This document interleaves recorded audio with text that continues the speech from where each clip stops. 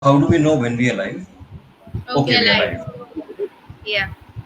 Okay, great. So we are live, and it is a genuine pleasure to welcome everybody to this interaction organized by the Ahmedabad Book Club, which is an 8-year-old foundation that has been working to promote reading and literature in Ahmedabad and across the country. So we should begin with thanking them for making this possible, as well as Westland Publications and Golden Pen. Thank you. Thank And you. yeah, thank you so much. Genuinely, And thank you. thank And you whoever's And watching. yeah, thank you for inviting us to this nice yeah, platform. yes, that. Um so we have two very interesting, three interesting people actually, because you have to count me. I am the host. Basically, मैं Of course. आपकी मजबूरी हूँ. हाँ, I am here because I have to be here, and you have to bear with me if you want to hear the other two people as well. So let's get that out of the way. My name is Gautam. I am a journalist and author. And as a journalist, I am particularly excited to talk to Anusha and Sandeep about their book because it deals with the research and analysis wing, the RNAW, which is India's premier counterintelligence agency. You might have seen portrayals of it in movies and maybe in books, but Sandeep and Anusha are here to give us the real picture today. And because I've been on the crime beat for nearly 13 years now, this is something I'm always very fascinated about. So please don't mind if you find me grilling you guys, Anusha and Sandeep. It is just a habit born out of my profession. Yeah. So let us start with introducing our guests, guys. Anusha is a producer and filmmaker. She is also the co-founder of one of my favorite Marathi comedy platforms, that is Bhadipa, Bharatiya Digital Party. Marathi speakers might know about it. And she's made several short films which have won awards at national and international level. And she's also writing a web series right now, and she has written in the past. She's also working with Sandeep, who happens to be her husband, working on a couple of film projects with him right now. Similarly, Sandeep is also has been in the film and series industry for the last 10 years, right, Sandeep? Yes. 10 years? Yeah. Okay. I know he Yes. doesn't look that old. He looks younger than me, in fact. And even he has written and co-directed a lot of series and films that you will find on platforms like Amazon and Netflix. Pochampa being one of them, which was really acclaimed across the country and even abroad, I think. Satu Chakke is another one for which he's written the screenplay and he's been the associate director. And now Anusha and Sandeep have come out with their first book, which is about the war that made the RNAW. So, guys, this question is for both of you. This is the first question. In your opinion, okay, I'm very curious as to why this particular subject, not the Raw. The Raw has been written about and it's been shown in movies a lot and series.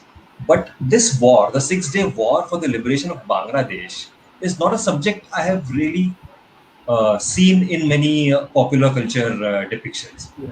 But it was the war that actually made the raw, like your book's title says.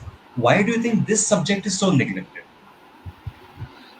See, the war in the Western culture, any war like the First World War and Second World War, they speak a lot and they're part of their cultural phenomenon and they speak about it. There are a lot of films, literature, and the stories about that.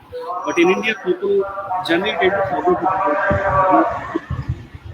And I being a history student, Anusha being very interested in history, we, regularly you read about war, you read about, as you mentioned, literature about research analysis thing and war also. But there has never been a conjunction of these two events, the formation of Right, war, how it actually helped, India win the 1971 war. We talk about the army, Sam Manekshaw is a legendary person, and right, right, but there has always been a perspective, separately raw doing some missions here and there, but and there has also separately been a story about the war, but there's never been a story about a book or a subject about how these two actually came together, how raw formed, and it actually helped prepare ground for Indian military to actually win the war, right.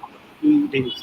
So this book is Hmm. the that is how, we thought it as a subject, as a history zone, it fascinated us a lot because we always hear about this raw and war. So that is Mhm. that. I think also, so we are very fascinated by all and every kind of stories, you know.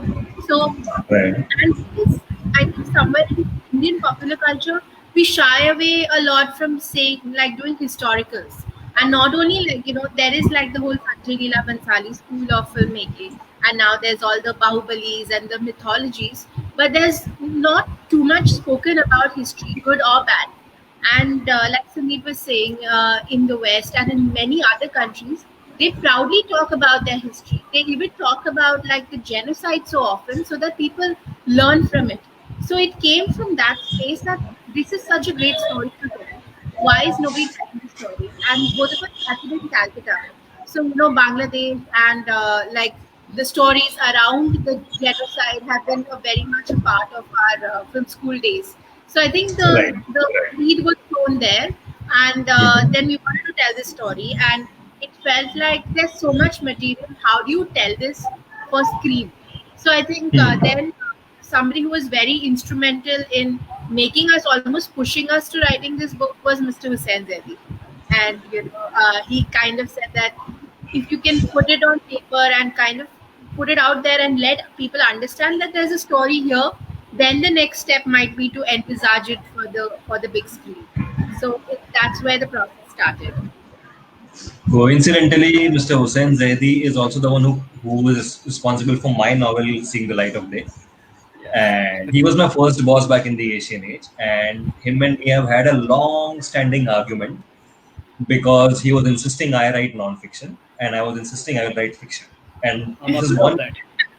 yeah, it's the only argument with him that I have won in life in the 13 years I have known him. But this brings me to my next question, Sandeep and Anusha. Writing non-fiction is a challenge not only because it's not a story that you can view in your mind, but also because it has to hold the reader's interest till the end. And especially with a subject that deals with history, war, and heavy subjects, as we call them. How challenging was it to keep the reader hooked till the end? What was it that you strived for while writing the book as writers? I think what you said about, you know, you winning the argument with Mr. Hussain Zaidi, we tried our best as well to kind of make a fiction out of it, because we thought like we found comfort in writing fiction, but he was quite insistent that this is a subject that is history, and if you want to say that you want to talk about the history, so you should be talking about it. You know, Right. don't shy away from putting it out there. So, but I think what helped us in this particularly was that we knew the beginning and the end. We knew that, okay, we're going to start with the foundation formation of Raw, and we're going to end with the victory in the war.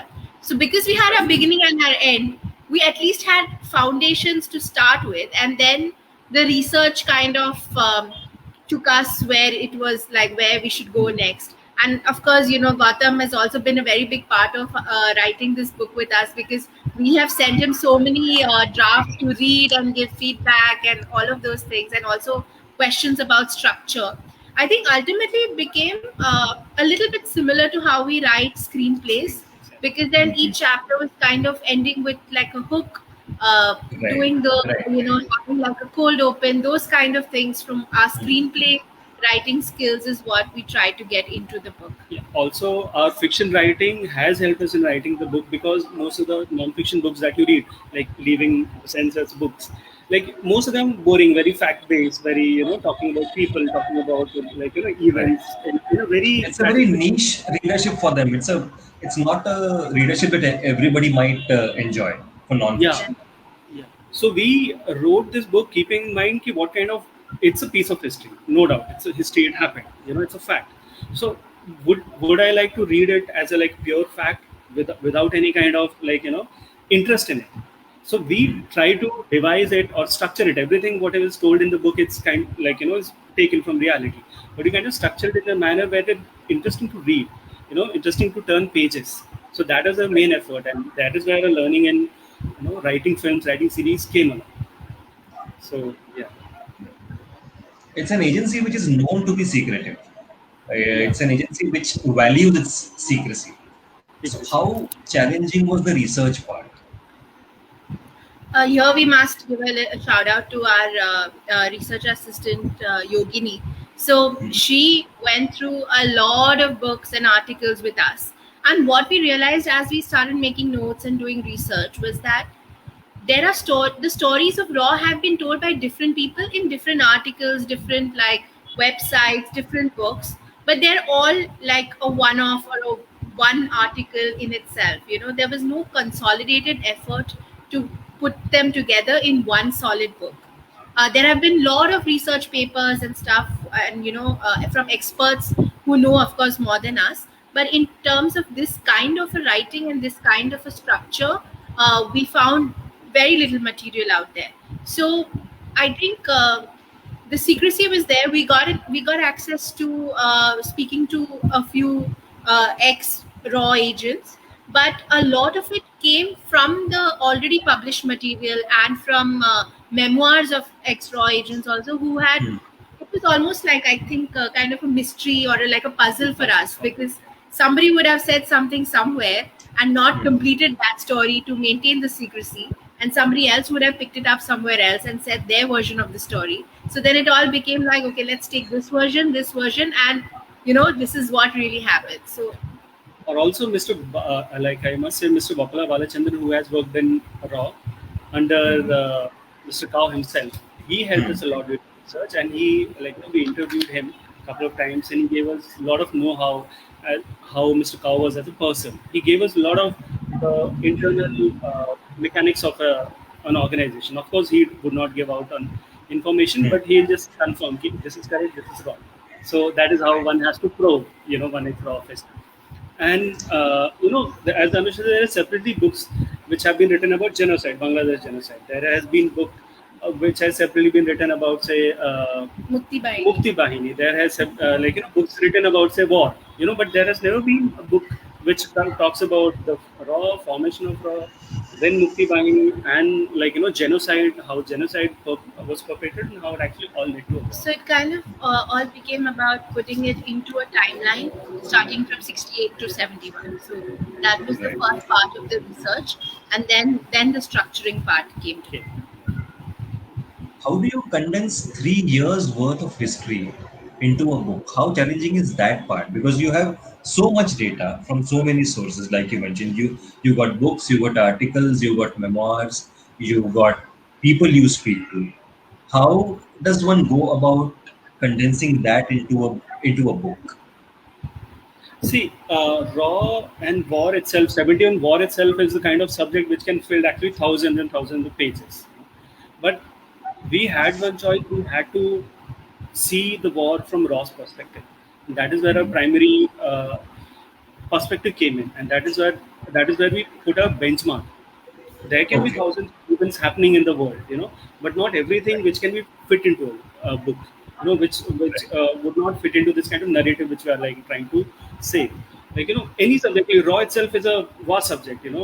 People can write copious amount of pages on this, but we had to Right. somewhere like find those events, find those links, and find those connections which will actually link to events, to one organization and one event, and then let the rest of it go. So it was a say challenging to say the least, but it was also kind of fun So also to explore that yeah. link.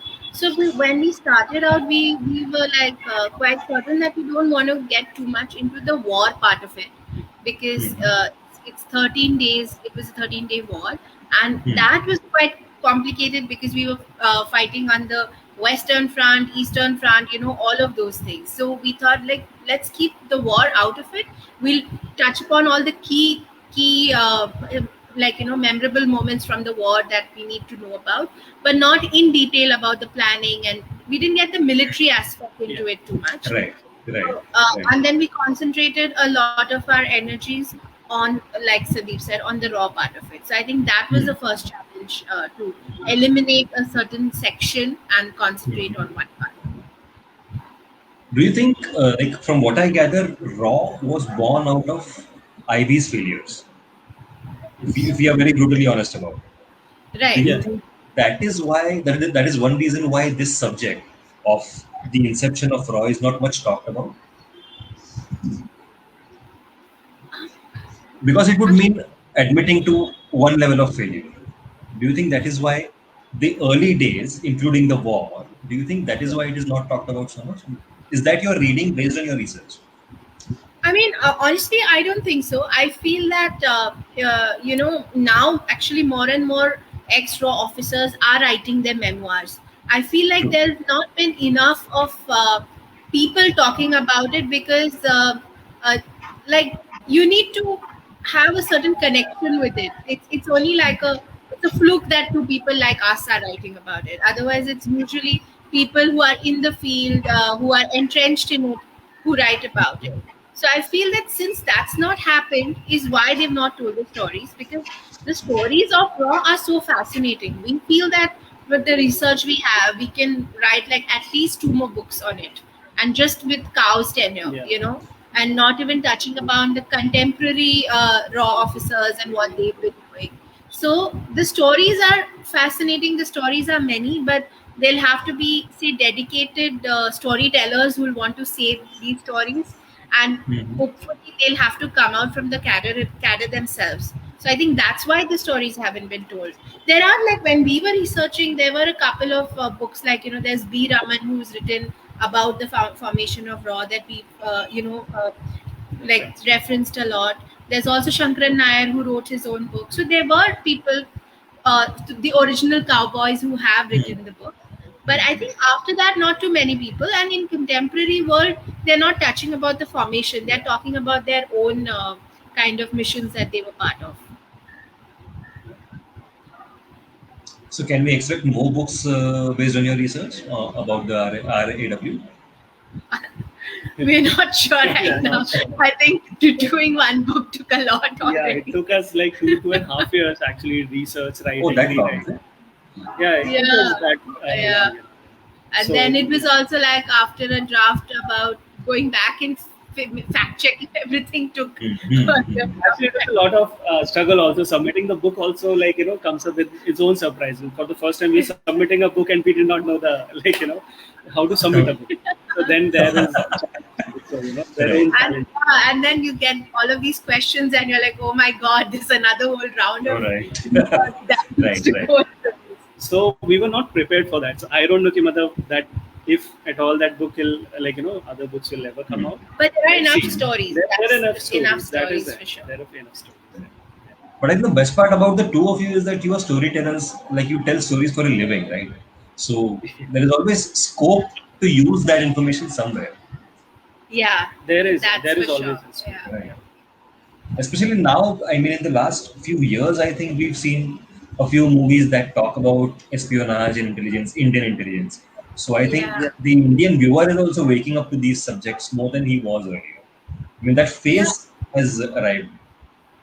And something like a film like Argo, for example, it's just one incident or one event from their espionage history, which can be Mhm. such a fascinating film. There's so many Right. of those kind of small events in our own Indian espionage history, that totally deserve like some kind of acknowledgement in popular culture. Yeah, like our book discusses one episode about how it is the military operation. So there is a lot of yeah. So in our book also we talk about Operation Jackpot, which is a secret, Mhm. like very military operation during the before the war actually. It was a Right. sabotage mission which was actually undertaken by Bangladeshi and Indian forces jointly to sabotage the ports in Bangladesh. That itself is a Right. you what do you call it? Storytelling worthy incident. Mhm. In like Mhm. aspect of a different aspect of international team building and how actually the mission is accomplished. It's a thriller. It's a thriller. That It's a itself is thriller. a Yeah. Yeah. Are there any movies made in the recent few years which, according to you, having researched for 2.5 years, which, according to you, come closest to depicting an Indian intelligence agent's work and life? I mean, from the research that we did, I think Razi, for example, Hmm. the kind of training that they showed Alia go through, I think Right.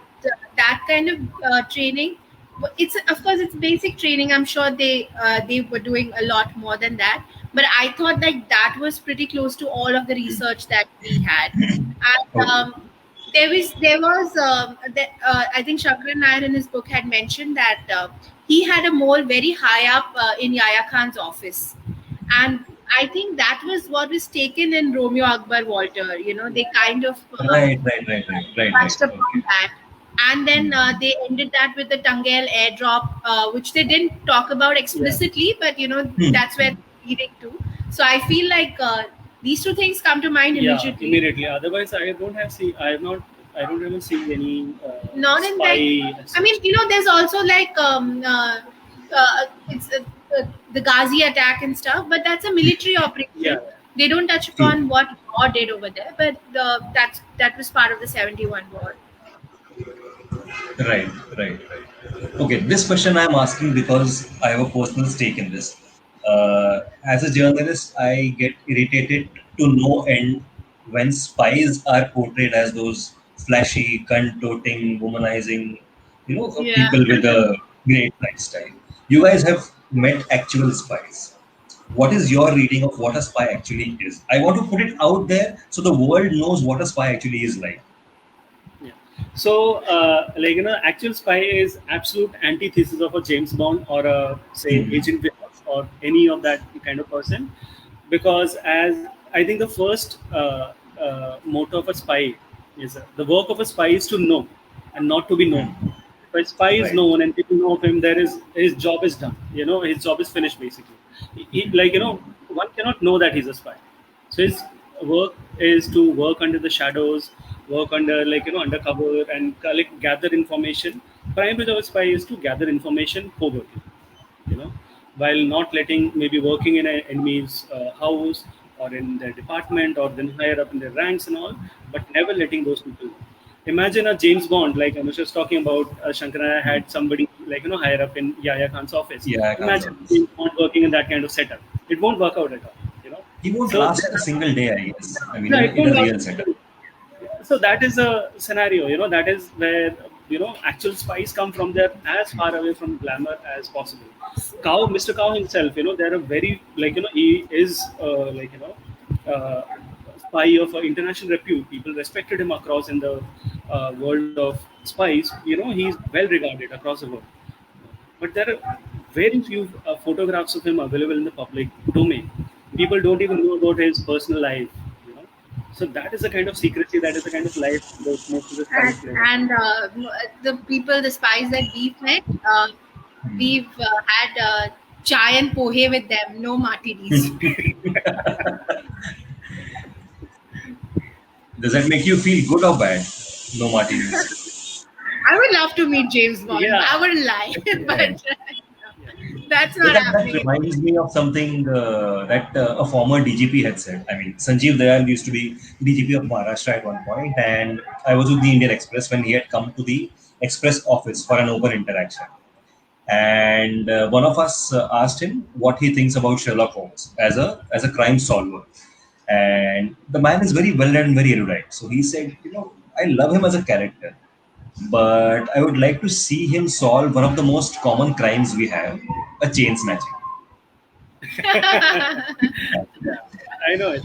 So I think that there's a similar principle at work here. A real spy Yeah, is less of the whole, fancy guns and killing, and more of just standing or sitting in one place or working in a single place for years together and slowly, patiently gathering information. That is how I think actual intelligence is built. Yeah, yeah, yeah. and a lot of it is also just like almost a desk job pick. They have to be there's so many bureaucratic hurdles that they have to cross. In India especially, it goes a lot into being a spy. It's not just going off on assignments. Yeah. Right. You have to earn it. Like you have to earn your stripes basically. Right. Right. And So yeah, what now next I for the both of you? Sorry. No, please complete. Please complete. No, I was saying that now I think, especially so when Raw was formed, it was a fledgling organization. It was very small.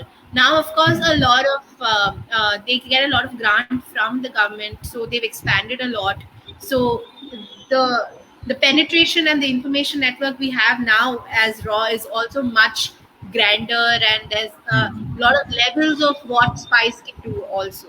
So I think now the world is very different from the research we did, which was like the initial years of Raw and the basics of spying, which I think which gave us a lot of pleasure, because it's akin to reading those books in childhood where you used to read about like your like Sherlock Holmes or James Bond, Right. or your favorite spy characters. I think that's what we revisited when we were doing research. Right. So what next for the both of you?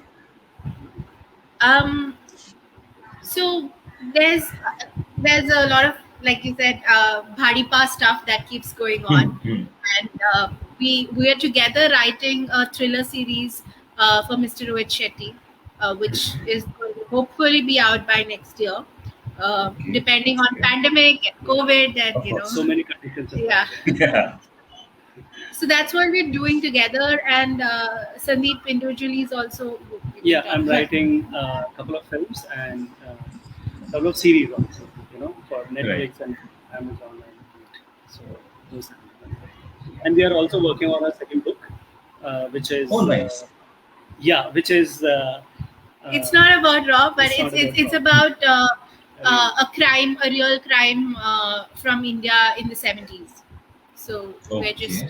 we're just researching that at the moment. Did we just have a breaking news moment, or have you guys announced this earlier? No, No. no, we're just researching. We don't know how long it's researching going it. We to are take. not Okay. we're up to 2 years away. We don't know. Okay. But I'm still looking forward to reading it whenever it comes. You got one confirmed reader for sure. Thank you. We know that. Or We are going to harass you We are with. going to harass you. Matlab, you are the first victim of our. of course, anytime. It's a genuine pleasure for me, honestly. But yeah. Can you show us the cover of your book? We would all like to see how it looks. Yes, sorry. We don't have the book as we are not in a release today. So this is the cover of a book. If you can, Yeah. much clearer. I don't know how it works. Yeah, just Yeah, no, no, no. That's great. This is great. This is great. Okay. For all of our viewers who are watching, this book is available everywhere on all online platforms as well as in bookstores. So please make sure you pick up your copy today, and tag Sandeep and Anusha when you pick up your copy and put out pictures. please. And I think somebody from the Ahmedabad club team is also going to be sharing the link in the comments, so you all Yes, can. the link to this entire interaction will be available for everybody to watch. The link to the book will also be made available to you. And I'm pretty sure both Sandeep and Anusha are pretty responsive on social media platforms. So if you have any queries, we can just shoot them across to them, and I'm sure they'll respond to you. Yes, Yes. please. What was it like holding the first copy of your book in your hands? What was that like? It was very surreal. It is very No, I was gonna say it's very surreal because also it's the times that we are in, right? Like in suddenly when there's COVID news, this that, and you're feeling a little low, and the Right. book that you've been working on for so long, you get the first copy just to smell it fresh off the press. It's one of those moments that comes very rarely. So, and it's not to I sound can. boastful or anything, but actually it feels really, really, really great to hold. No, it does, because see, it's your baby, right? You have actually worked on its creation, and there's been like writing and rewriting and researching and 3 rounds of questions from the publishers and And like queries. I'm telling you literally showing you cover on this pad. It's Mhm. like compared to nothing to just holding that book and just turning it pages and just seeing your name. It's like it's a great thing. It's a great feeling. I remember how excited I was when I first received the first image of the book cover in my email for my book when we were working on the cover image. So Yeah. yeah, the first image that came, it got me childishly excited. I mean, we didn't even go with that ultimately. We went with a completely different one. But still, to see that JPEG file with Gautam S. Mengne on top and an image was, it is an indication that you're one step closer to realizing what you've been working on for so long. Yeah. So, So actually, I think this is a good point for me. I also want to ask you, Gautam. You should tell a little about your book Yes, also. I was coming to that only. Tell us about your book. yeah. How did So that that come Taken was a about? it. turn. You won the fight with Hussain, Mr. Hussain Zadi, but how? Yeah. Yeah, I think Ah, you should read like the audience a little bit about your book. so it's a fiction thriller. It's a thriller set in Mumbai, and because Mumbai is where I have worked all my life, and I've been on the crime beat for close to 13 years, like I said. So it is a crime thriller which has three diverse characters. One is an alcoholic cop. The other is a woman who had left the city years ago and is now back with a mission. And the third is a teenager who is in love with his teacher. And these three people's lives are intersecting constantly with each other and impacting each other's lives, which is why I have named it Intersections. And apart from telling a story, which I love to do, apart from doing that, I try to present a very realistic picture of crime investigation, like which is way different than what you watch in most films or movies. There are no shortcuts in investigation. It is very lengthy, very tedious, and very time consuming. I have tried to show that. I have tried to show how actual interrogations are. I have tried to show how chase sequences you see in movies, they are next to impossible because Mumbai has crazy traffic. So Yeah. that in itself cuts out the scope for any chase sequences. And secondly, I have tried to show how trauma can affect a person. It's a very, very tangential commentary on mental health. I am not an expert and I don't want to enter that space without the domain knowledge, but I have tried to show what effect it might have on a person's personality, subtle changes in behavior, in lifestyle, and how it can be traced back to certain traumas in the past. So Okay. these are things I have tried to show, and I have my book handy over here for anybody who wants to see. So Yeah. this is my book, Intersection. It is also available everywhere. So if crime thrillers are your thing, I would request you all to please pick up your copy. And I am all over social media. It's where I spend most of my day on. So Shoot your questions around this. If you don't want to come yeah. to us, Gautam is the person who and how to Right. So Anusha and Sandeep, it's been a lovely session with you guys. Thank Thank you you for so much for joining us. Thank you so much for letting me do my journalistic thing of shooting questions and making you guys slightly uncomfortable, which I noticed. But it comes with the job, so I'm sorry about that. Thank you to the Ahmedabad Book Club for making this possible. It is very important that all of us keep our interest in books and reading alive, especially in times like these when we all could use a little window through which to escape from this real world and take a trip around a history or a fictional world or wherever. Thank you to the Karma Foundation. Thank you, Westland Publication, for making Anusha and Sandeep's book possible and making my book possible as well. Thank you, Golden Pen, again for the same reason.